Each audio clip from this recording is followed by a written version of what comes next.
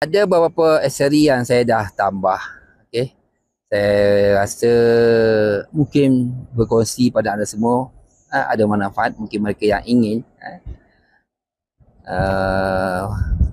membelinya. Okey. Contohnya windshield ni. Okey, windshield ni ini adalah bukan lagi yang standard.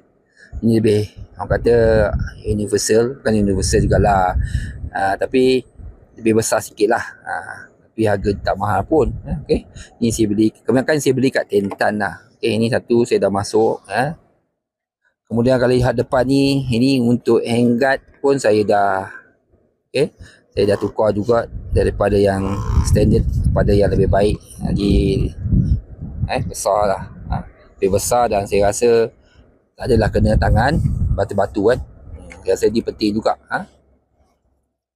Oh iyalah. Ini pun satu juga. Okey. Belah kanan